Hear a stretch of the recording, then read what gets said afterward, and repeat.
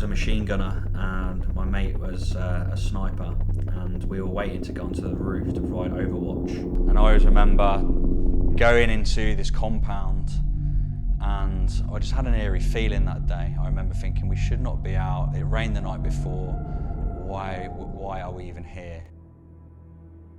Whilst I was waiting to go on the roof, I was in this lane, which is safe but not secure. I was kneeling down with my left leg, and my right leg was up with a machine gun on my side, just kind of looking at the murder holes in case the Taliban decided to have a pop. All I remember was just like a massive force of the ground. It was like a massive bang. And I remember seeing the top of the compound within split seconds, and time slowed down for me at the top of this roof, and I remember seeing the top of it and I thought, I've been blown up. My initial reaction, I hear my friend screaming at the corner of the compound, so I shouted, check yourselves over, make sure you're okay. And then I kind of thought, right, let's see what the damage is. I could hear my friends going, don't worry, we're going to get you through this. What I did, I just kept my friends talking to me, because there was a point initially where I could actually feel it, and I was kind of like, looked at my friend and I was like, keep talking to me, like I can start to feel it now, even with the morphine. And then one guy was pretty much like, you're going to sleep now, and then he literally pressed this button, and I remember just like conking out pretty much within seconds.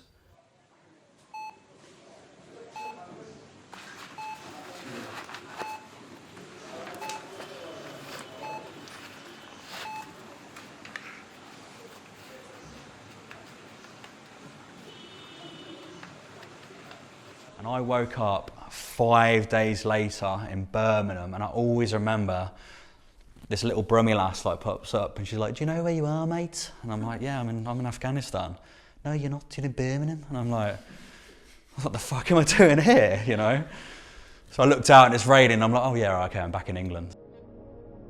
I was like Edward Scissorhands with all the wires hanging out of me, to getting in my wheelchair. They literally put me on the ground, and then they're like, get back in the wheelchair. And it took me, I always remember, it took me 6 minutes to get back in. It was like climbing Everest. I was sweating because I had no strength whatsoever. So if you imagine you're in hospital, like, you know, I was sedated for 5 days, and I just looked like a little kid because I was so skinny.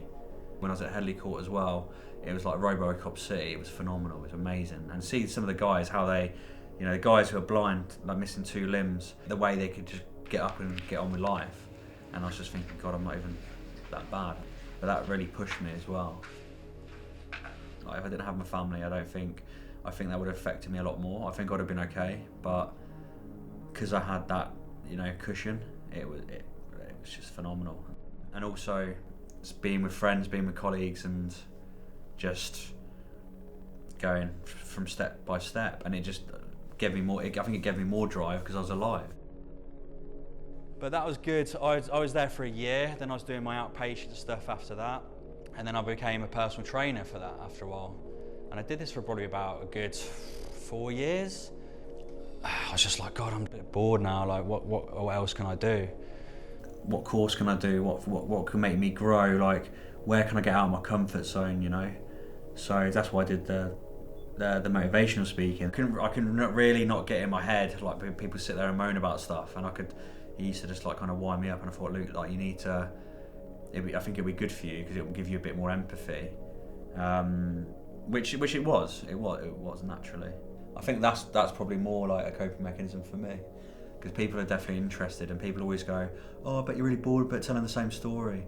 And I'm like, no, because at the end of the day, people probably, they're just interested, and if they're genuinely interested, I don't mind telling it. So that's how I came across it, and it was actually quite fun, and I thought it'd be quite good to get out of my comfort zone as well, because it's completely the opposite of what I'm used to doing.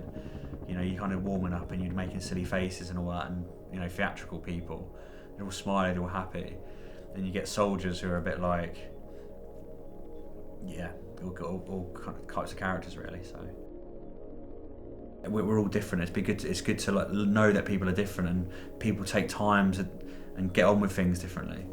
You know, right, I can get on with things quite quick, but we all have a strength, we all have our weaknesses. Some things that I'm not good at, or I can suffer with, someone's going to have no issue with it, right?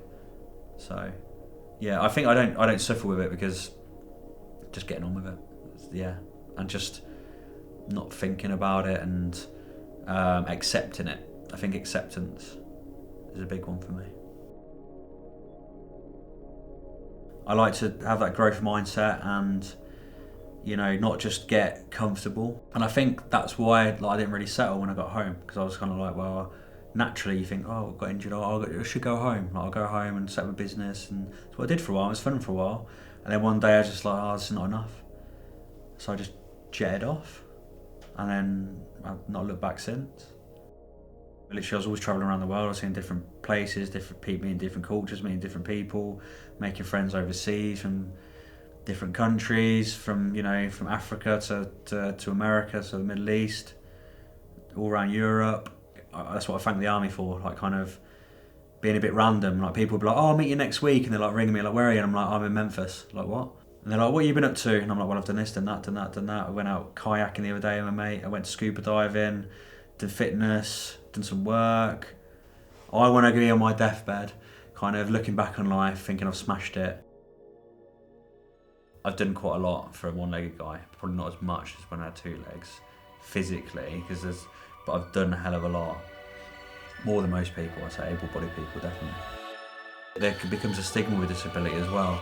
So I think they gave me a little bit more drive as well. People are like, oh, you can't do this anymore. I'm like, well, watch me.